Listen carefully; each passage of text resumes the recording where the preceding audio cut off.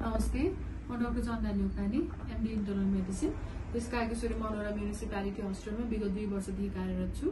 आज चाहिँ म थाइरोइड डिसअर्डरको बारेमा केही बोल्न गइरहेको छु।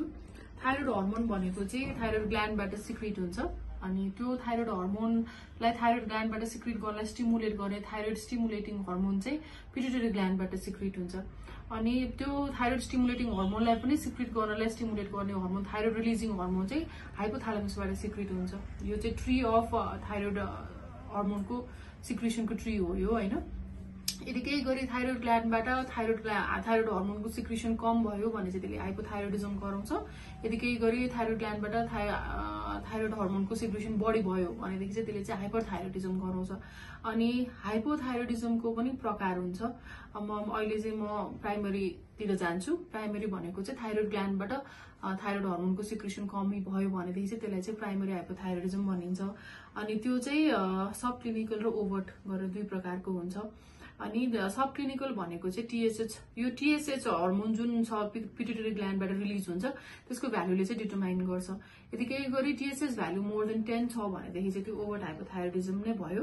तर टीएसएच भ्यालु चाहिँ more than 8 but less than 10 छ भनेदेखि चाहिँ त्यो चाहिँ सब क्लिनिकल हाइपोथाइरोइडिजम भयो।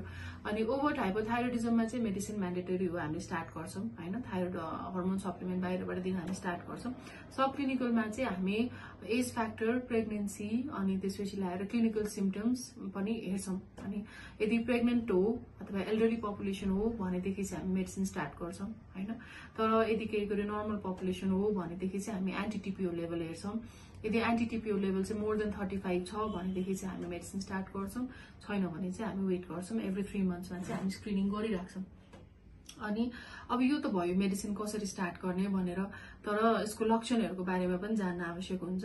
थाइरोइड भएको हाइपोथाइरोइडिजम भएको बिरामीलाई चाहिँ लक्षणहरू कस्तो कस्तो देखा पर्छ त भन्दाखेरि चाहिँ कपाल धेरै झर्ने। अनि अब यो हाइपोथाइरोइडिजममा चाहिँ कस्ता लक्षणहरू देखा पर्छन् त भन्ने कुरा आउँछ हैन। यसमा चाहिँ कपाल धेरै झर्ने अनि त्यसपछि लाएर मोटोपन बढ्ने, शारीरिक मोटोपन बढ्ने। अनि स्त्रीहरूमा चाहिँ महिनावारी गडबडी हुने, रेगुलर नहुने, इरेगुलर मेन्स्ट्रुअल साइकल हुने, अनि जाडो धेरै हुने, अनि खान मन नलाग्ने, भोक हराएर जाने, अनि त्यो तौल बढ्ने, मैले भनि नै हालेँ हुने, यस्तो प्रकारको लक्षणहरू देखा पर्न थाल्छ।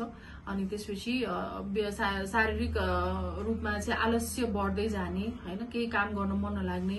अनि बिस्तारै बिस्तारै चाहिँ मानसिक सुस्थता पनि हराउँदै जाने, अब सोच्ने क्षमता कम हुँदै जाने। अनि त्यसपछि यस्ता लक्षणहरू चाहिँ देखा पर्दै जान्छ। जो बिरामीको चाहिँ एक्टिभ लाइफस्टाइल चाहिँ हल्ट हुँदै जान्छ।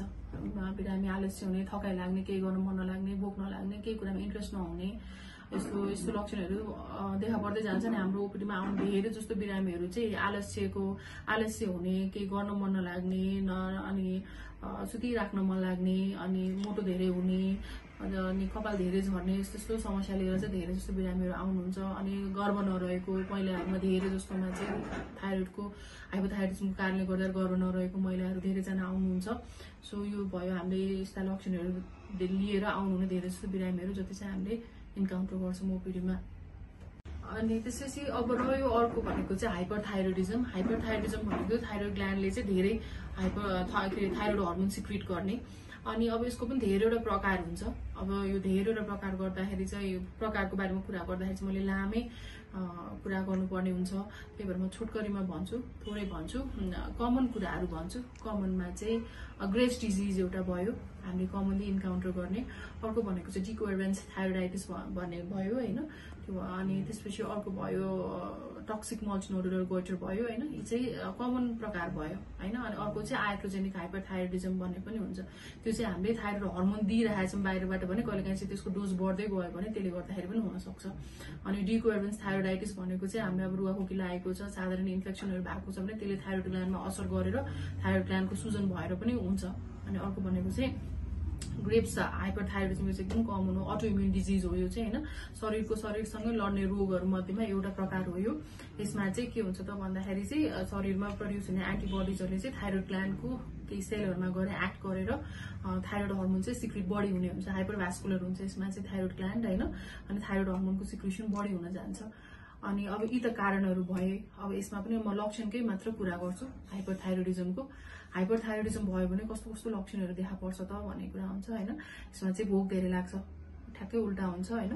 भोक धेरै लाग्छ, तौल घटेर जान्छ, अनि बिरामीले धेरै पसिना आयो भन्छ, हात छपक्कै नै भिज्ने गरी पसिना आउँछ, अनि त्यसपछि गर्मी धेरै भयो भन्छ बिरामीले, एकदमै दुब्लो हुन्छ। अनि यसमा पनि महिनावारी गडबड हुन जान्छ, अनि गर्भ रहने समस्या पनि देखा पर्न जान्छ। अनि मुटुको समस्याहरू, मुटुको धड्कन बढ्ने, अनि कहिलेकाहीँ त हार्ट फेलियरसम्म पनि पुर्याउन सक्छ हैन। अनि यस्तो समस्याहरू हुन्छ यसमा। अब यो चाहिँ सामान्य समस्याहरू मैले भने अहिले। अनि अब यदि केही गरी तपाईको अथवा कसैको पनि शरीरमा चाहिँ यस्तो समस्याहरू देखियो, यस्तो लक्षणहरू देखा पर्यो भनेदेखि चाहिँ थाइरोइड हर्मोनको स्क्रिनिङमा चाहिँ ढिला नगर्नु होला। थाइरोइड हर्मोनको स्क्रिनिङ जति चाँडो गर्यो, जति छिटो गर्यो, त्यति चाहिँ आफै रोगको बारेमा ज्ञान हुन्छ, त्यति नै छिटो अब मेडिसिन स्टार्ट गर्न सकिन्छ, त्यति नै छिटो आफै सजिलो हुँदै जान्छ।